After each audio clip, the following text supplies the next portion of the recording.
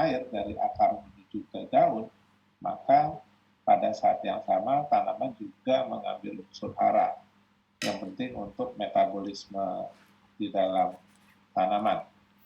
Ya. Itu yang pertama. Yang kedua, CO2 ini menjadi sangat penting karena CO2 ini menjadi sumber karbon untuk tanaman. Ya, tanaman itu satu-satunya makhluk hidup yang mampu menggunakan karbon anorganik, yaitu CO2, dan itu nanti akan difiksasi, kemudian akan direaksikan sedemikian rupa di dalam proses metabolismenya yang disebut dengan fotosintesis, sehingga nanti terbentuk karbon organik. Ya, jadi ada dua hal yang penting di sini. Tapi juga hal itu juga bukan berarti stomata ini harus terbuka secara terus-menerus. Karena ketika stomata ini terbuka secara terus-menerus juga ini akan berbahaya.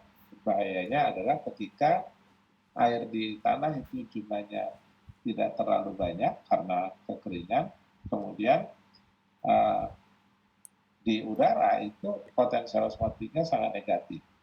Ya, ketika itu terjadi, maka air akan lepas dengan cepat dari stomata. Nah, untuk menghindari terjadinya defisit air pada jaringan tanaman, maka stomata ini harus tutup supaya air itu tidak keluar. Nah, itu yang paling penting. Ya. Kemudian ini adalah irisan dari atas ya, kalau kita lihat dari atas. Ya. Kemudian kalau yang di sebelah kanannya ini, kalau kita iris secara melintang, kira-kira seperti ini, stomata itu. Jadi stomata itu bagian dari epidermis, terutama daun, ya, yang termodifikasi ya, menjadi stomata. Dan stomata ini terdiri atas beberapa sel. Yang pertama ada 2 sel nanti yang yang akan termodifikasi menjadi sel jaga atau guard cell. Ya.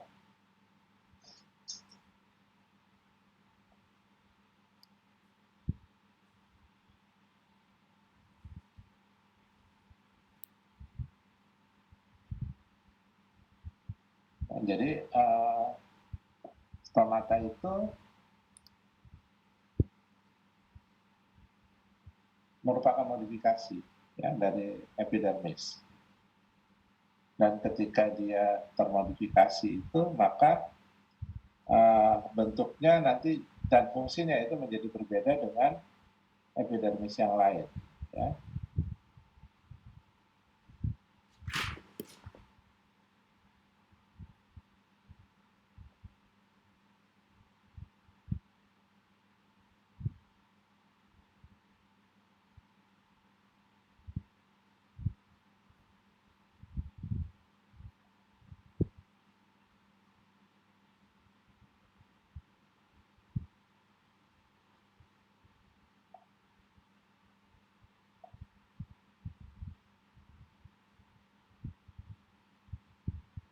Bentar, saya merimove orang yang tidak buka kamera.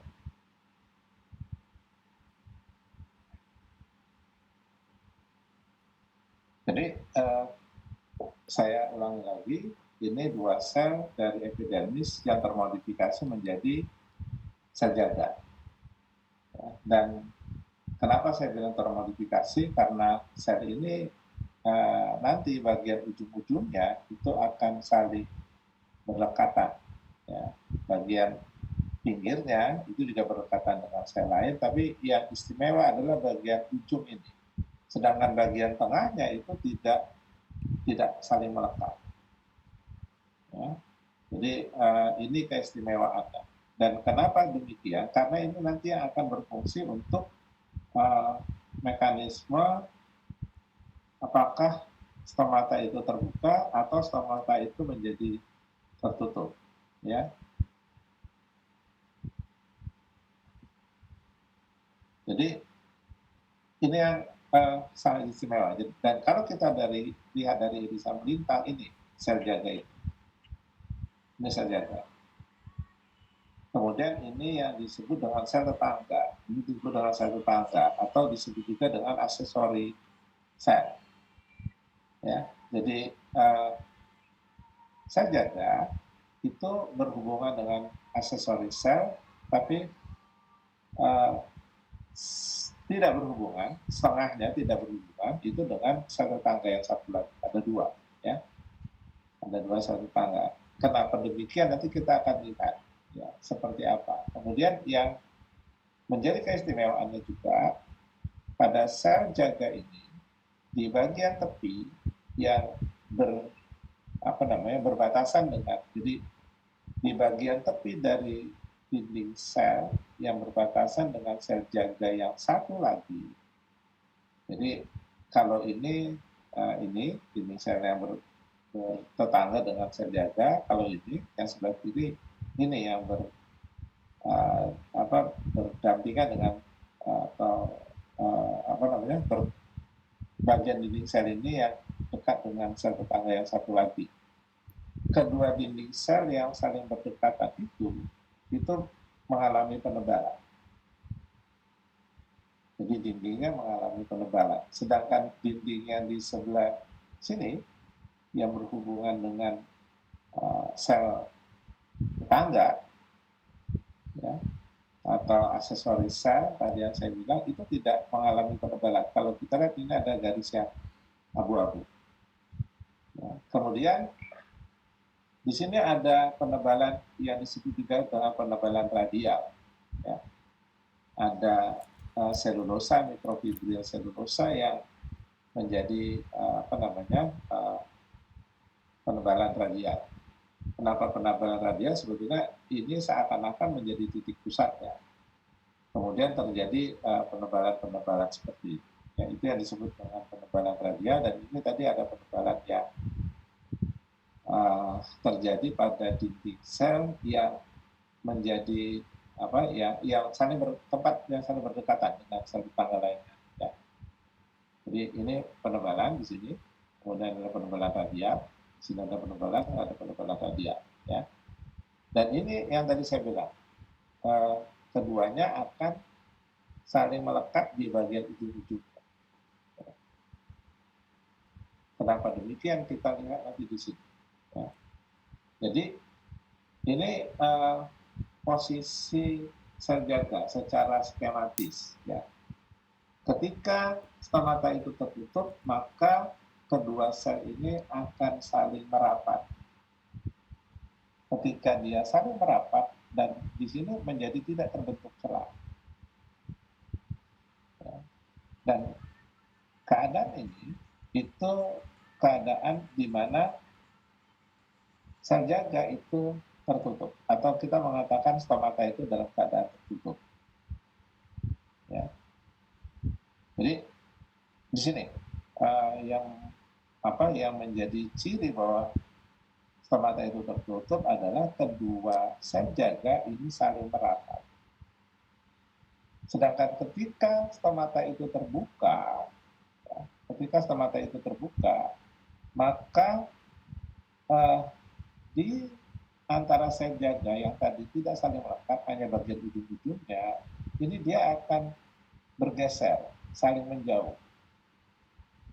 Ya, bergeser saling menjauh ini itu akan berakibat terbukanya celah atau terbentuknya celah.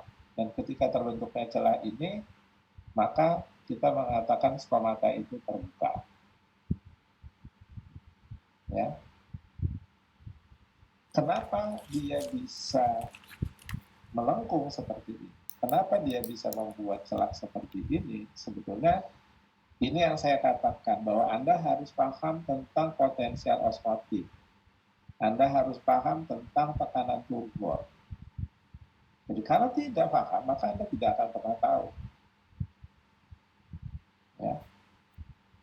Dan saya akan menjelaskan bahwa ketika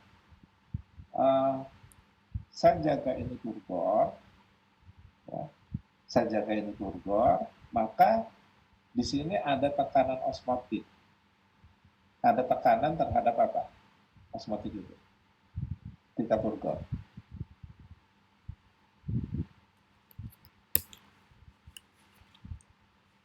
Tekanan turgor itu tekanan terhadap apa di tubuhan? Tekanan dari sitoplasma bukan, Pak? Terhadap apa? Dinding sel bukan, Pak? Dinding sel, Pak. Terhadap dinding sel. Jadi akan terjadi tekanan turgor dari sitoplasma ke dinding sel. Ya. Jadi itu yang terjadi. Terjadi tekanan turgor di sini terhadap dinding sel. Saya kembali ke awal. Ketika terjadi tekanan turgor pada sel jaga ini, kemudian ini lebih tebal, tadi dinding sebelah dalamnya lebih tebal, ya, dinding yang tempat keduanya saling berdekatan itu, bukan berdekatan itu lebih tebal dibandingkan dinding pada sisi yang lain, ini mengakibatkan turgor itu menjadi tidak merata. Tekanan turgor itu menjadi tidak merata. Kenapa? Bukan tekanan turgornya, tapi respon yang diberikan oleh dinding terhadap tekanan turgor itu menjadi tidak merata. Kenapa demikian? Karena dinding yang tebal ini itu tidak akan bisa bergerak. Karena dindingnya tebal. Anda bayangkan kalau dindingnya itu kemudian menebal, artinya dia menjadi lebih kaku dan dia tidak bisa bergerak. Sedangkan bagian yang tipis, yang dindingnya masih tipis, itu relatif lebih mudah digerakkan. Sehingga terjadi pemanjangan yang tidak sama antara dinding sebelah dalam dengan dinding sebelah luar. Ya, ini juga dinding sebelah dalam dengan dinding sebelah luar. Dan di sini ada penebalan radial yang menjaga supaya distribusi tekanan terhadap dinding itu menjadi lebih merata. Nah, akibatnya di sini terjadi proses pelengkungan.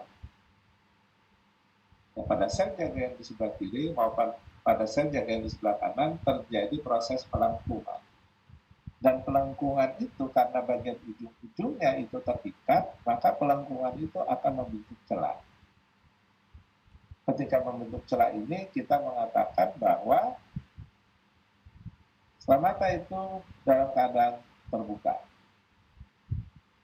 Ya, oke.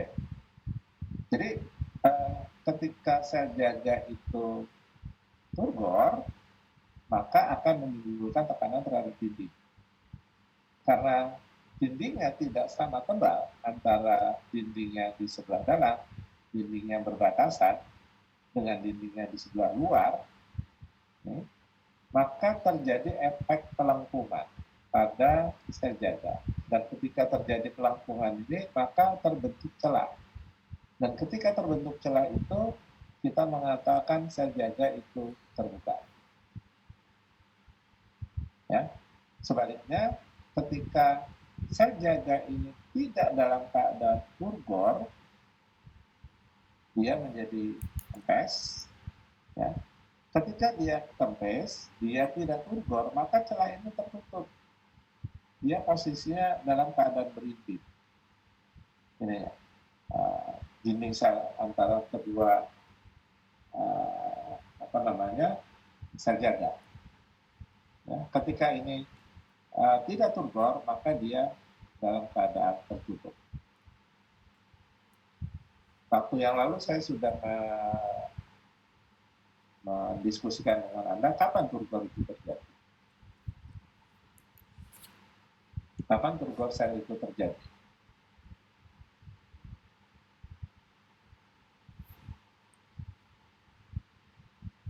Kapan? Ketika sitoplasma sudah penuh, bukan, Pak? Iya, kenapa? Kenapa sitoplasmanya menjadi penuh? Karena tidak bisa menyerap air lagi, gitu, Pak. Belum pas. Kenapa? Karena sitoplasmanya terus menyerap air, masukin air terus. Tapi karena nanti itu kan ada maksimal volumenya gitu di sitoplasmanya. Cuman karena air itu sifatnya nggak bisa dimanfaatkan, membuat sitoplasmanya atau airnya semakin tertampung tapi mendorong dinding sel gitu Pak, jadi turgor. Kenapa dia bisa menyerap air? Karena sitoplasma potensial osmotiknya negatif, jadi cenderung menarik air dia. Itu jawaban yang diharapkan. Jadi turgor itu terjadi ketika sitoplasma sel jaga itu menjadi negatif. Potensial osmotiknya menjadi negatif. Kapan itu terjadi? Ketika di dalam sitoplasma itu banyak zat terlarut. Ya, itu jawabannya. Itu kunci yang paling yang paling utama ketika nanti Anda menjelaskan tentang bagaimana terbuka dan tertutupnya stomata. Jadi ketika sitoplasma sel jaga itu melarutkan banyak zat terlarut, maka potensial osmotiknya menjadi negatif. Ketika menjadi negatif, maka dia bisa menyerap air. Ketika dia menyerap air, maka air dalam sitoplasma itu penuh. Dan itu kemudian akan menimbulkan tekanan terhadap dinding yang kita sebut dengan tekanan turgor. Tadi karena ada tekanan turgor dan ada dinding sel yang tidak sama tebal, maka perkembangan bentuk pada sel jaga itu menjadi melengkung. Nah, itu yang terjadi. Jadi kuncinya itu adalah turgiditas dari sitoplasma sel jaga. Jadi sudah tidak ada yang lain lagi. Ketika Anda sudah tahu bahwa membukanya itu karena turgor, maka yang menjadi persoalan selanjutnya adalah kenapa dia bisa menjadi turgor? Apa penyebabnya dia bisa menjadi turgor? Itu aja. Jadi sebetulnya sederhana. Dan yang saya sampaikan kepada Anda, kalau Anda tidak tahu penyebab turgor, penyebab potensial osmotik negatif, yang saya bilang Anda nggak bisa menjelaskan kenapa terbuka, kenapa tertutup. Nanti ada faktor lain, tapi itu faktor utama, ya. Oke. Jadi kalau kita lihat di sini, saya sudah menyampaikan ini bahwa turgor itu adalah driving force. Jadi ada tenaga yang mengendalikan. Ya. Jadi kekuatan yang mengendalikan membuka dan menutupnya stomata itu adalah turgor. Sehingga di sini dikatakan bahwa turgor itu merupakan driving force. Ya, jadi kuncinya adalah turgor pada sel jaga. Kenapa bisa turgor? Nanti kita bahas di sini. Dan yang perlu Anda ketahui di sini adalah bahwa sel jaga itu bagian dari jaringan apa? Kemarin saya sudah sampaikan, sel jaga itu merupakan bagian dari apa? Sel jaga bagian dari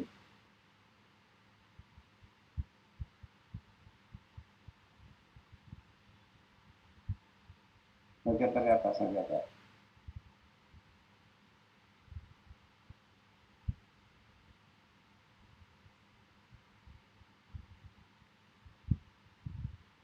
Sel jaga itu merupakan bagian dari epidermis.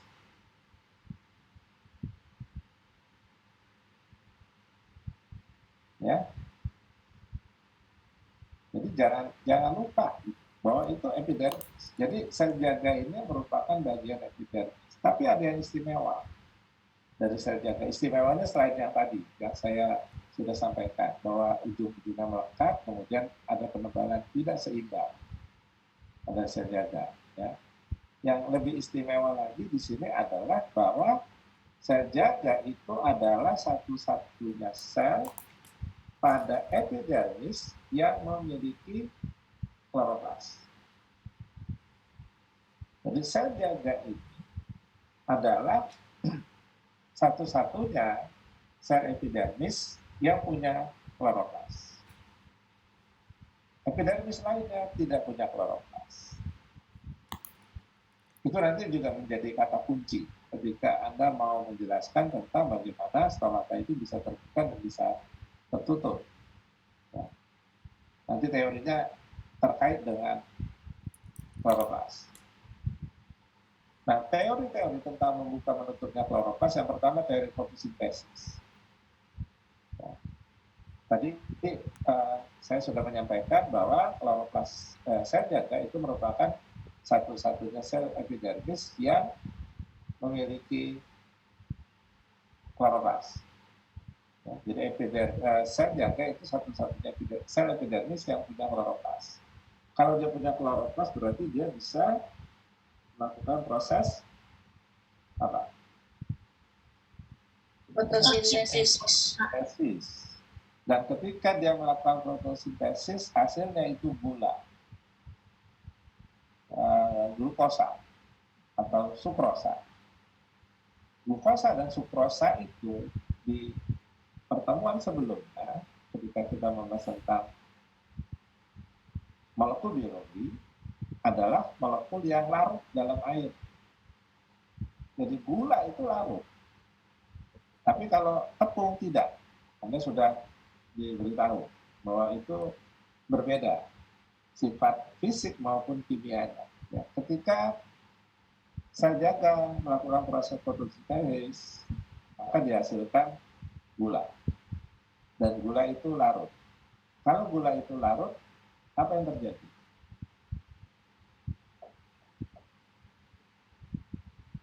Apa yang terjadi ketika gula itu larut? Maka Potensial airnya lebih negatif. potensi osmotiknya menjadi apa? Kamal, tadi kamu jawab. Potensi osmotiknya menjadi kalau gulanya larut. Jadi kita lihat di sini. Ini melakukan proses fotosintesis, dan ketika dia melakukan proses fotosintesis, dia akan menghasilkan gula. Gula itu kemudian larut di sitoplasmanya. Ketika gula itu larut dalam sitoplasmanya, otomatis akan menurunkan potensial osmotik sitoplasmanya. Kalau potensial osmotik sitoplasmanya turun, maka air itu akan masuk. Jadi kalau ini menghasilkan gula, ini menjadi negatif, sehingga air masuk. Ketika air masuk, sitoplasmanya ini penuh. Kalau masih ada potensial osmotiknya negatif, maka berdasarkan hukum siapa kemarin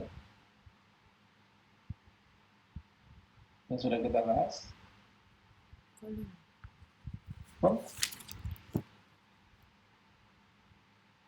Hukum kolom, Pak. Kalau Aksi reaksi, Pak. iya, aksi reaksi. Siapa itu berkata? Hukum Newton 3. Jadi ketika potensi osmotik di sini negatif, dan dia akan memberikan tekanan terhadap dinding. Ya. Jadi ada aksi dan reaksi itu. Jadi ketika dia menjadi negatif, dia juga akan memberikan tekanan terhadap dinding. Tekanannya itu sama dengan potensi osmotiknya, cuman nilainya positif. Ya.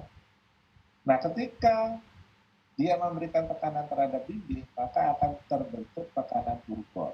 Ketika terbentuk tekanan turgor, maka ini tidak bergerak. Artinya ini kurang memuai. Hanya bagian pinggir sebelah sini itu memuai lebih cepat. Ya, ketika ada ketidakseimbangan muai antara di satu sisi dengan sisi yang lain, maka ini akan menimbulkan bentuk yang melengkung. Anda bayangkan Anda main balon yang ditiup, satu sisi balon itu Anda regang dulu, ya. Maka ketika Anda tiup balon itu nanti akan mengembang dengan cara melengkung. Ya, bagian tertentu yang tadi tidak Anda regang itu menjadi lebih tebal, sedangkan bagian Anda regang itu menjadi tipis, sehingga dia menjadi berbeda perkembangan sisinya. Ya. Dan itu nanti akan menimbulkan efek lengkung sebelah kiri dan lengkung sebelah kanan itu akan membentuk celah. Jadi itu yang disebut dengan teori fotosintesis. Ya. Jadi kenapa bisa seperti itu? Karena sel jaga satu-satunya sel epidermis yang punya kloroplas, sehingga dia bisa berfotosintesis, dia bisa menghasilkan gula, dan dia kemudian melarutkan gula itu sehingga potensi osmotiknya menjadi negatif. Karena negatif dia menyerap air, karena dia menyerap air menjadi turgor, karena turgor dia akan menyebabkan bentuk sel jaga menjadi pelengkung.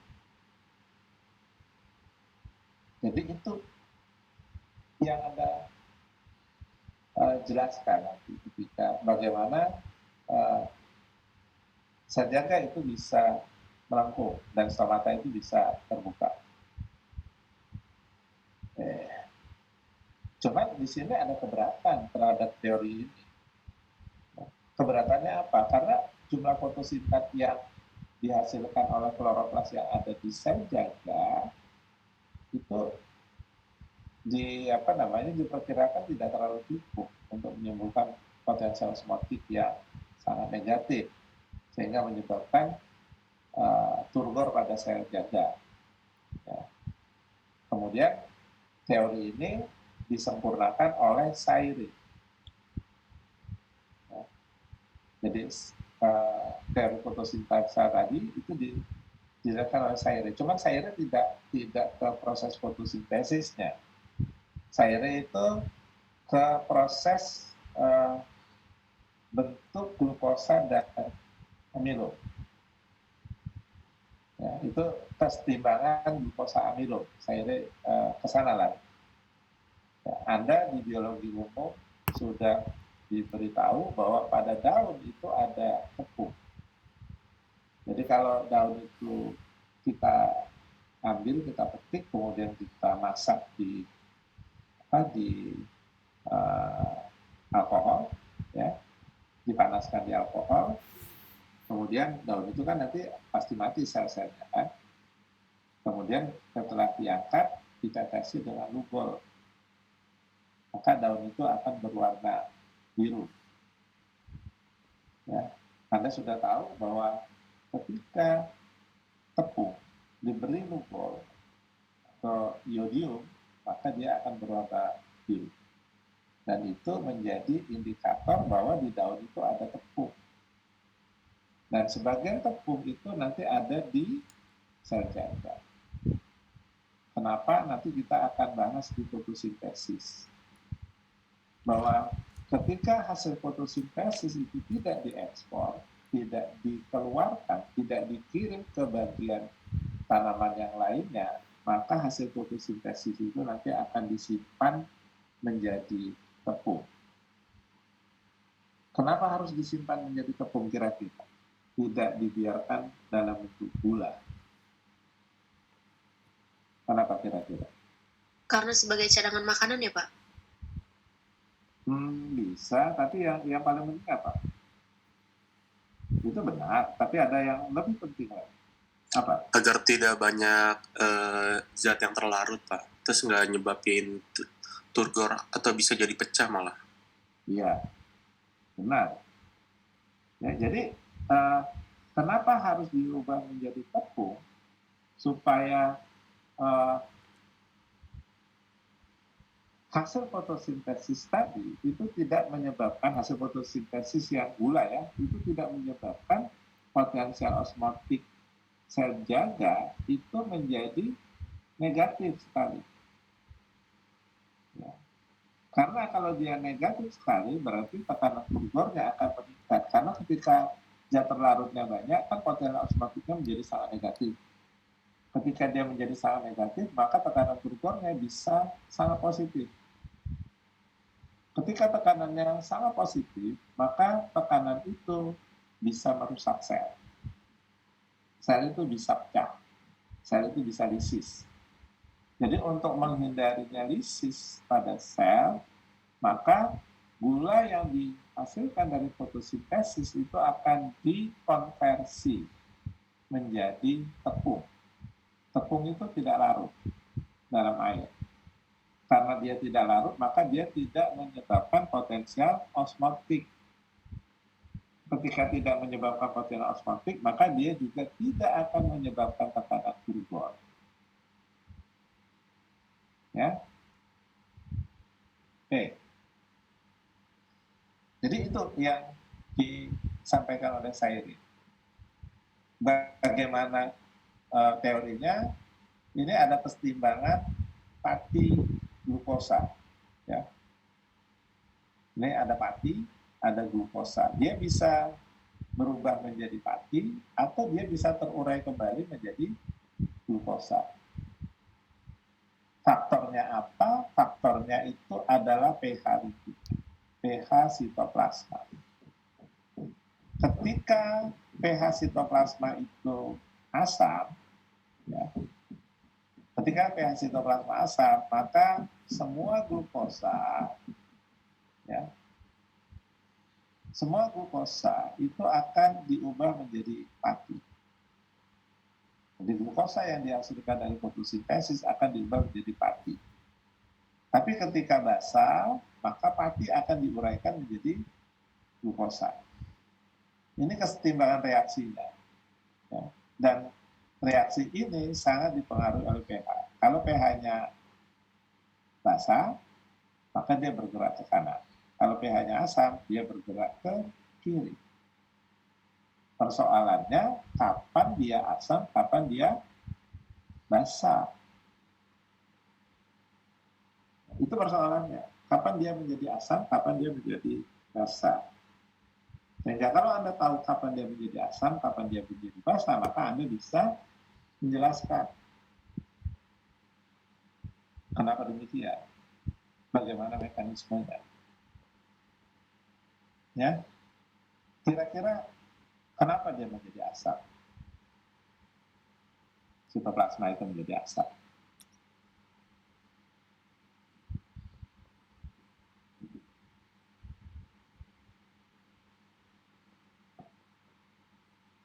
Kapan?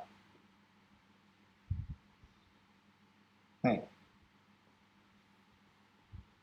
pada siang hari, ya, coba diperhatikan. Ini pada siang hari. Maka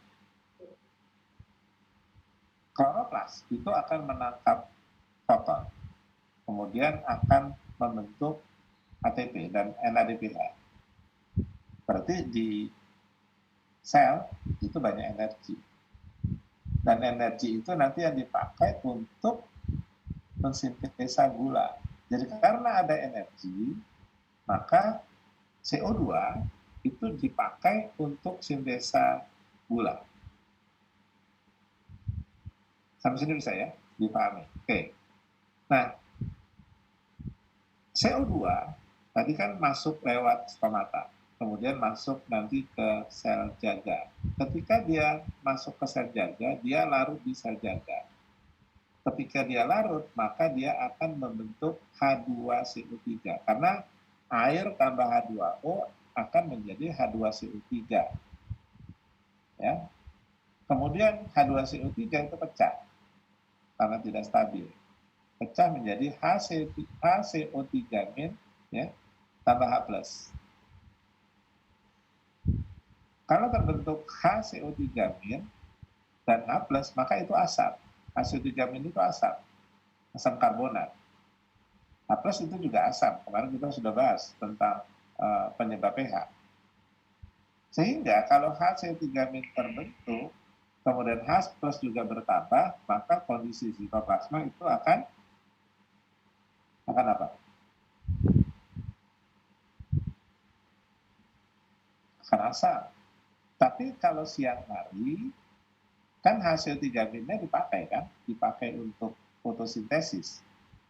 Sehingga jumlah HCO3- di sitoplasma sel jaga itu bertambah atau berkurang? Kalau dipakai untuk fotosintesis, HCO3-nya Kurang, Pak. berkurang. Artinya asamnya berkurang di sel jaga. Kalau asamnya berkurang berarti kondisi sel jaga basah atau asam? Basah, Pak. Basah. Sampai sini bisa ya? Nah ini yang tadi saya katakan, ketika dia basah, maka reaksinya akan bergerak ke Kanan. kanan. Ketika reaksinya bergerak ke kanan, maka yang terbentuk apa? Terbentuk glukosa. Glukosa. Pati ini terurai menjadi glukosa. Kalau terbentuk glukosa, potensial osmotiknya negatif atau positif? Negatif, Pak. Negatif. Kalau dia negatif, stomatanya terbuka atau tertutup? Terbuka. Nah, ya, jadi itu sebabnya kenapa stomata terbuka pada siang hari dan tertutup pada malam hari. Sebaliknya, kalau malam hari, HCO3- ini dimanfaatkan tidak?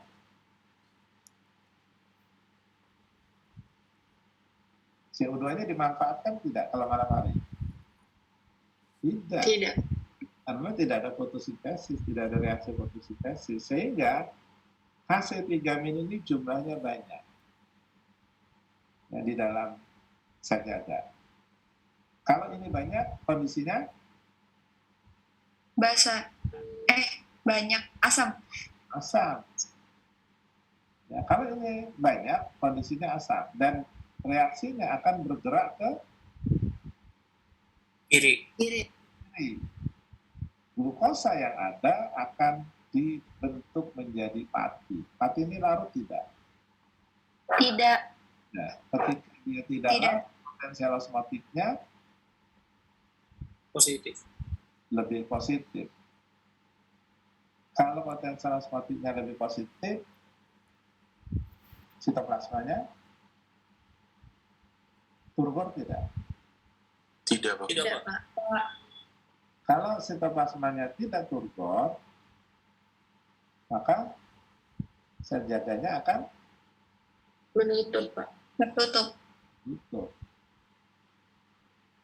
Sampai sini bisa ya? Kenapa terbuka dan tertutup? Oke.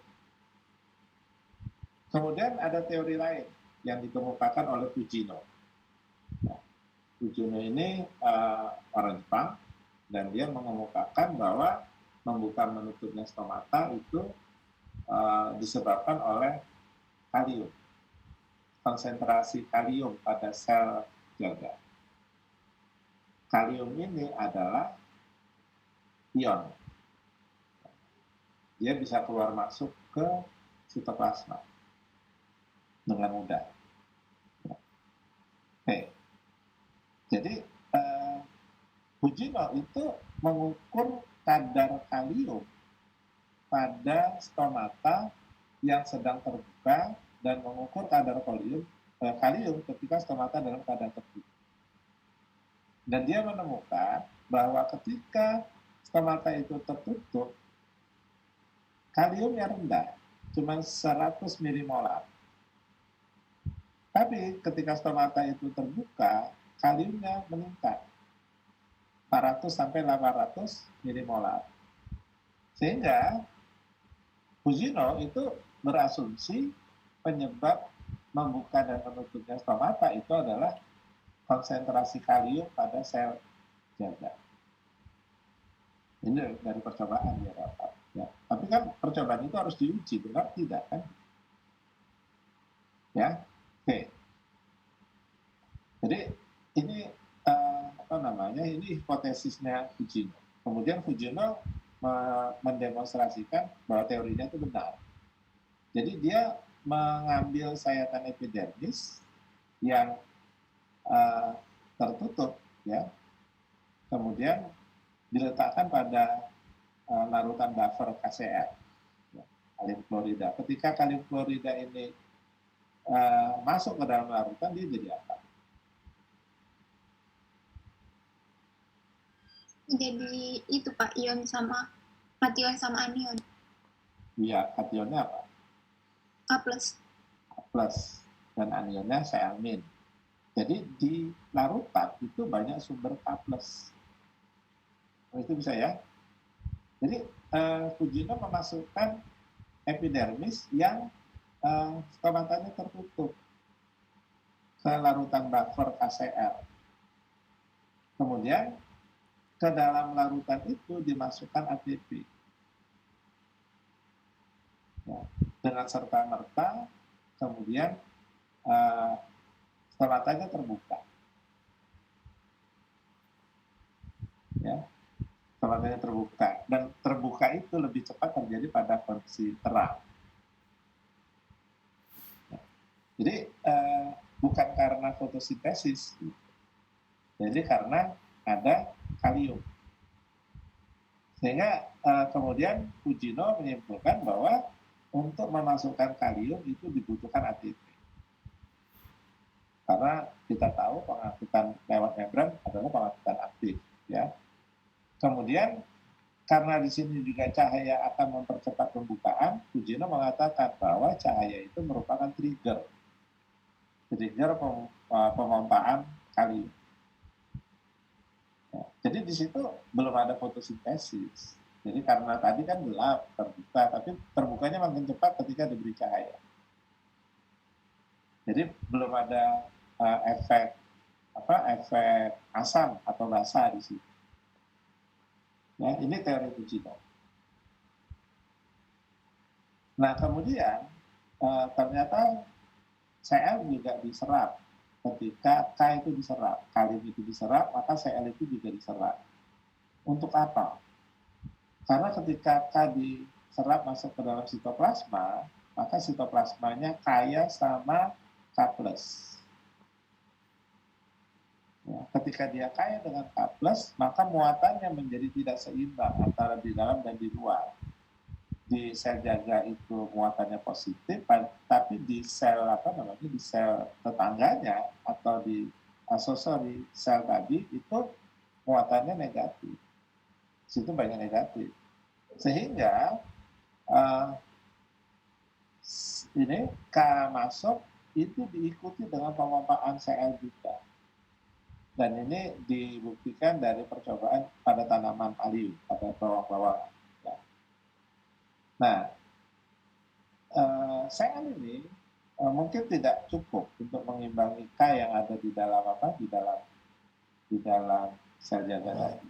Dan untuk mengimbangi muatan negatif pada K tadi, maka tanaman kemudian juga menghasilkan asam organik yang namanya malat. Malat ini punya muatan 2 Jadi untuk mengimbangi muatan K+ tadi, Cl-nya dipompakan masuk, malat juga disintesis oleh sitoplasma. Sehingga di dalam sel itu ada K, ada Cl, ada malat yang semuanya larut. Ketika K larut, Cl larut, malat larut, maka potensial osmotik sel jaga itu menjadi negatif. Dan negatifnya itu tadi yang membuat sel jaga menjadi turgor. Nah, ketika sel jaga turgor, berarti stomatanya terbuka atau tertutup? Terbuka. Nah, jadi itu yang membuktikan bahwa teori Fujino itu juga benar. Ya, malat itu disintesis melalui hidrolisis tepung. Ya, ini malat nanti kita akan lihat di respirasi. Anda sudah belajar biokimia. Bahwa malat itu nanti terdapat pada siklus Krebs, ya. Dan ini yang menyebabkan potensial osmotik menjadi negatif. Oke. Dan nanti ketika kita menjelaskan fotosintesis, maka semua teori itu akan mendukung bagaimana stomata itu bisa terbuka. Ya. Oke. Nah, di sini diaktifkan oleh cahaya biru, ya. Jadi pompa tersebut diaktifkan oleh fotoreseptor yang sensitif terhadap cahaya biru. Jadi tadi, kalau matahari itu cahayanya putih, tapi kalau diuraikan maka ada panjang gelombang biru. Ya. Dan biru itu nanti yang akan mengaktifkan fotoreseptor untuk pengangkutan kalium. Oke. Saya beri tugas ya untuk untuk dikumpulkan pada hari Jumat. Nanti ketua kelasnya dia mengumpulkan. Anda membuat penjelasan bagaimana stomata itu bisa terbuka. Anda harus menggunakan kalimat sendiri. Ya. Nanti dibuat dalam bentuk, terserah mau dalam bentuk Word, mau bentuk PDF, tapi kumpulkan ke ketua kelasnya supaya dikirim ke saya nanti menjadi satu file. Ya. Untuk tugas, dikumpulkan hari Jumat. Ya. Oke, kita sampai sini dulu. Ada pertanyaan sebelum saya akhiri pertemuan kita?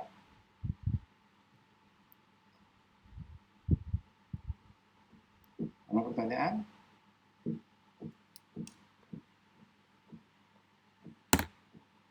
Tidak ada pertanyaan? Kalau tidak ada pertanyaan, saya akhiri pertemuan hari ini. Tolong di dokumentasi.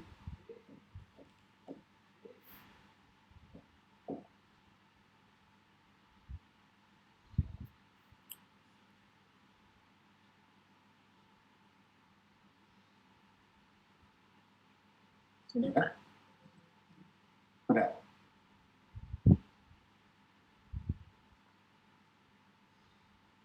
Ya, Pak, sudah. Oke. Sama-sama kita ucapkan hamdalah. Alhamdulillahirrahmanirrahim. Assalamualaikum warahmatullahi wabarakatuh. Silakan keluar dari ruang Zoom ini karena akan digantikan oleh kelas yang satu lagi. Terima kasih. Waalaikumsalam warahmatullahi wabarakatuh. Terima kasih, Pak.